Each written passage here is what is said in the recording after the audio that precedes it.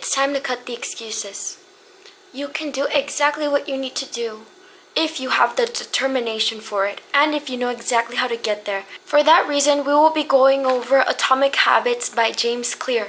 I will be giving a summary of everything I've learned and everything that is important to apply when trying to develop better habits and to stop bad ones. Lesson number 1. Focus less on goals and more on systems.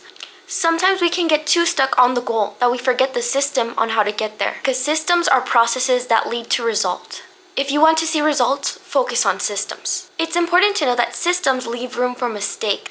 With goals, we can get stuck in the mindset of, once I achieve this thing, then I will be happy. But that is not the way to live life, and systems focus on the journey rather than the end result. Lastly, systems focus on long-term progress rather than short-term results. Lesson number 2. Habits change your identity. You'll only stick to a habit when it becomes who you are. If you desire to read more, desire to become a reader. If you desire to work out more, desire to be someone who prioritizes fitness.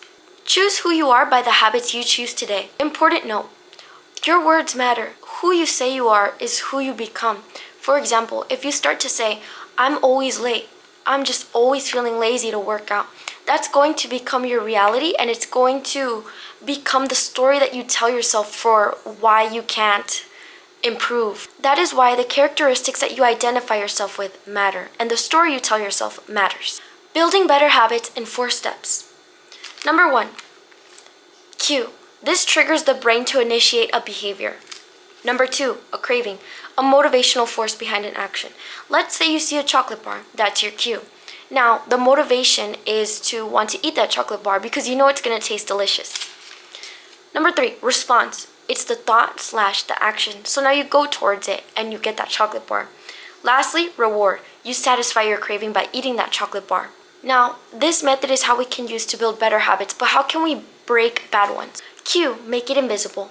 Craving, make it unattractive. Response, make it different. And reward, make it unsatisfying. Lesson number 3, habit scorecard. The idea of a scorecard is to state the behavior that you are about to do out loud. If it's a bad behavior, it decreases the chances of you doing it. And if it's good behavior, then it increases the chances.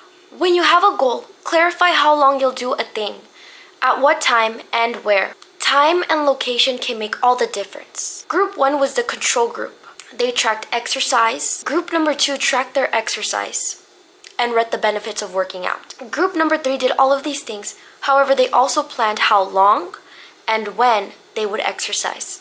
So now, this study conducted 248 people over the course of 2 weeks. It was found that groups 1 and 2, 35 to 38% exercised 1 time per week.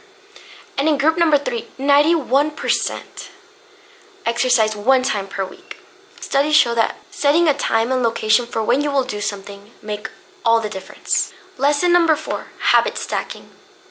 Each action becomes a cue that leads to a new one. For example, if you want to work out more, you can decide in your heart, okay, after I brush my teeth, I'm going to decide to work out. Or when you get a meal, you can decide to incorporate more veggies into it. Now, this is a very important note. Motivation is overrated. Environment often matters more. You think you're in control, but your environment is determining your behavior. You don't have to be the victim to your environment, but you can be the architect. For example, if you'd like to drink more water, begin to set up water bottles around your room so that it can be a cue for what action you need to do. Or if you want to eat more apples, set them up in display, put the snacks in the back, and bring the fruit in the front. Now, the secret to self-control.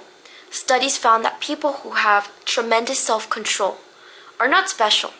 They are just better at structuring their lives in a way that doesn't require tremendous self-control.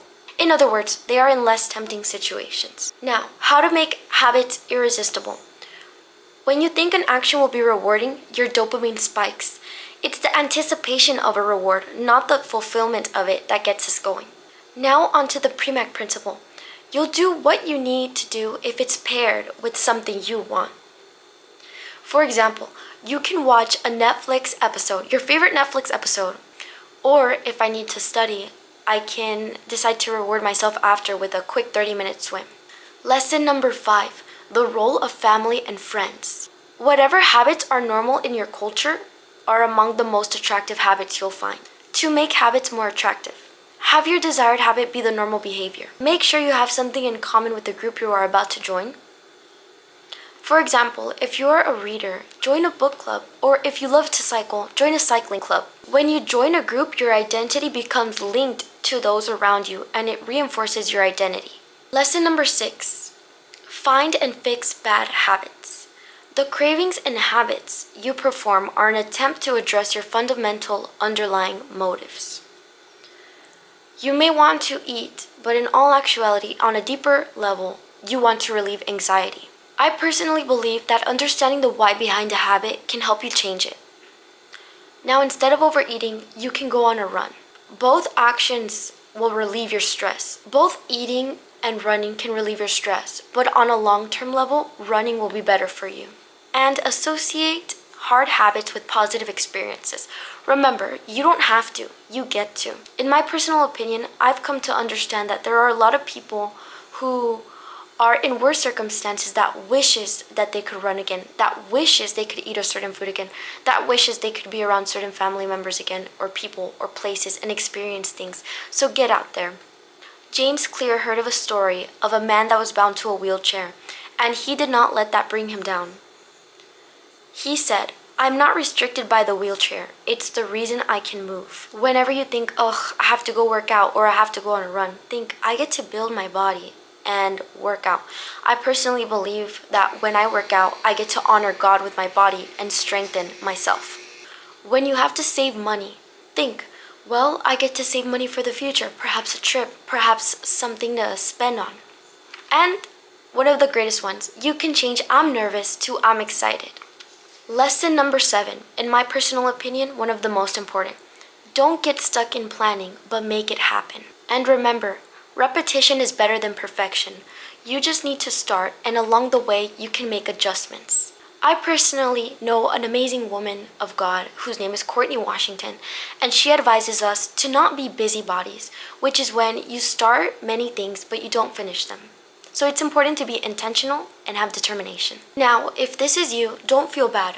Awareness is key. Now you can change it. Lesson number 8, the law of least effort. Make everything as easy as you can for you. Be provocatively lazy. For example, if you want to be more clean, decide to tidy up for a little bit before you leave a room. And before you shower, you can clean the toilet or wipe the counter. You can set your gym outfit the night before. And keynote, if you want to make bad habits unattractive, make them difficult. For example, if you want to decrease phone usage, you can put it in the other room. One of the things I did is that I placed a bunch of things on top of the cookies so that it would be more difficult for me to get them, and it indeed worked. Lesson number 9, how to stop procrastinating with the 2-minute rule. Quick note, the first steps are more important than the action. For example, putting on your gym clothes is more important than you actually going to the gym. Tying your shoes and putting your shoes on for the gym is more important. Calling the cab so that you can go to the gym is more important. Because when you start a habit, it should take less than 2 minutes. It is the decision that you do that is exemplified through the action.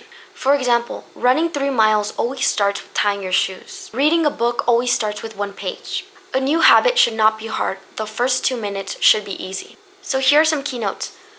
Stay below the point where it feels like work and do it for 2 minutes, then stop if it feels forced. And lastly, you can put technology to work for you. Again, try to make things as easy as possible for you. For example, setting reminders, alarms, having a planner on your phone, etc. Lesson number 10, make it satisfying. Gum in its original form is resin, and then they started coming out with these delicious flavors. And we know that gum helps our mouth stay fresh. No one really used resin in its original form because it was a bit bland, but once the flavors and the feeling of rewards came in, we started to use it more. What is rewarded is repeated. The trick is to look for immediate satisfaction, not just any satisfaction. It's important to add immediate pleasure to habits that pay off, as the road less traveled is often the road of delayed gratification. Here's one example. Do your homework now, then later. And if you do your homework now, you can get a reward. Or If you do that exercise, you can take yourself out and get a massage after. Stick to good habits. Visual measures reinforce behavior and bring immediate satisfaction. Remember, progress is attractive and tracking is satisfying, so begin to track your progress. You can use a habit tracker calendar or even a don't break the chain cycle, which is when you go on a streak. And if you're writing it down manually, do it right after you're done so you don't forget or put it off till later and never do it. How to recover when life interrupts. Never miss twice, and when one streak ends, begin another one. In my personal opinion, you may feel discouraged after a loss, but don't let that lead to more losses. Just get up and try again. And show up when you don't feel like it. Determination matters. And remember, it's more important to get meaningful work done than spend countless hours working. Remember, do not be a busybody. There's different ways to track your progress. For example, the scale doesn't always show what is truly happening. You could be losing inches off your waist, but the scale says otherwise. So you can use different forms of tracking. Remember, just because you can measure a number doesn't mean it's most important. Lesson number 11, getting an accountability partner. Accountability partners keep you accountable, and they also keep you consistent, especially on the days where you just don't feel like going. You can also create a habit contract, which is direct consequences to what you don't follow through to. For example, if you don't write down your progress, you can decide to do 5 push-ups after or give $5 to a friend. This makes the action undesirable and it keeps you accountable. Lesson number 12, genes. Genes can be used to your advantage because some are born with specific strengths. Understand your personality by examining if you're open to experience. Are you conscientious, which means are you organized or easygoing? Extroversion, are you outgoing or more reserved? Agreeableness, are you friendly or challenging and more detached? Number 5, neuroticism, are you outgoing or more reserved? Build habits that work for your personality. We tend to like what we're good at, and when a habit becomes easy, we are more likely to succeed. Now, our genes don't eliminate the need for hard work, but it does become a guide. Trial and error. Explore and exploit. You can try many different things, and if one doesn't work out, you can continue to explore. Ask yourself what feels natural to me and what makes me feel alive. And if you don't have a game where the odds are in your favor, then make one. When you don't win by being better, you can win by being different. Lesson number 12, the Goldilocks rule. This is the rule where you make a habit or the thing you desire to do challenging enough, but also doable. You don't want it to be too challenging to the point where you can't do it. The key to staying motivated is to have enough victories to keep you motivated and just enough losses to keep you working hard. Do something challenging and difficult, but let it be doable. Then you'll enter into flow. Now, how to keep going when you're bored. We all fall into boredom. If you only do the work when it's convenient or exciting, then you'll never be consistent. The professional, they stick to the schedule and they know what's important to them and they work toward it with purpose. The amateur, they let life get in the way and they're pulled off course by the urgencies of life. Show up. There's days where you won't feel like it, but you'll never regret showing up. Lesson number 13, the downside of habit making. When a habit becomes repetitive, where you can do it automatically, you're less sensitive to feedback and you're more likely to let mistakes slip, thus slowly declining. Beware of complacency. To build great habits, it must become automatic. But once mastered, return to the effortful part and begin building the next habit. It's not about your progress, but putting your best foot forward. The camera cut out, but I just wanted to say that I'm going to do a trial for 7 days. I will be implementing what I've learned into those 7 days and report back to you what worked best for me and what tips and tricks I would advise you guys to do. You can go ahead and do the same journey, call it #7days, and we can do this journey together. You can come back to this video and comment down below how the challenge went for you, what habits you acquired, the habits that you broke, and what you're getting better at. Bye guys.